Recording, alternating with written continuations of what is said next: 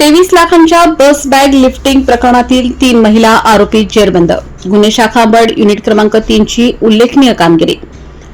Gangapur police Thane हद्दीतील तब्बल 23 लाख रुपये किमतीचे सोन्या चांदीचे दागिने व रोख रक्कम चोरी झालेल्या बस बॅग लिफ्टिंग प्रकरणाचा छडा लावत गुन्हे शाखा अंबड युनिट क्रमांक 3 ने 3 महिला आरोपींना ताब्यात घेत मोठी कामगिरी बजावली आहे. पोलिसांनी दिलेल्या माहितीनुसार सुनील शिवराम येवले हे त्यांच्या पत्नीसह 9 जून 2026 रोजी धुळे येथून शहादा नाशिक एसटी बसने प्रवास करत होते. उमराणे ते पिंपळगाव पसवंत दरम्यान अज्ञात चोरट्यांनी त्यांच्या बॅगेतून सुमारे 23 लाख रुपये किमतीचे सोन्या चांदीचे दागिने व रोख रक्कम लंपास केली होती. या प्रकरणी गंगापूर पोलीस ठाण्यात गुन्हा दाखल करण्यात आला होता. गुन्ह्याचा समांतर तपास गुन्हे शाखा अंबड युनिट क्रमांक 3 कडून सुरू होता.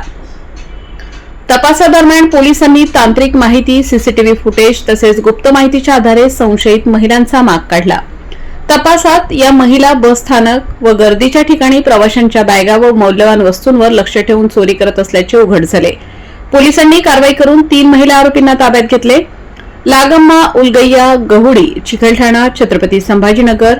लता, पूर्ण नाव उपलब्ध नाही, सोलापूर. पुना व्यंकटेश किलीप, गंगापूर, जिल्हा छत्रपती संभाजीनगर. आरोपींकडून चोरीतील मुद्देमालाचा शोध सुरू असून पुढील तपास गंगापूर पोलीस करीत आहेत. ही कारवाई पोलीस आयुक्त संदीप कर्णिक, पोलीस उपायुक्त किरणकुमार चव्हाण यांच्या मार्गदर्शनाखाली करण्यात आली. कारवाईत पोलीस निरीक्षक जगवेंद्र सिंग राजपूत, अविनाश नडविनकेरी, मोतीलाल दिलीप सगळे, सुहास क्षीरसागर, प्रकाश बोडके, योगेश चव्हाण, भगवान जाधव, चंद्रदत्त निकम, सविता कदम तसेच मयूर पवार व अनिल गाढवे यांनी विशेष परिश्रम घेतले.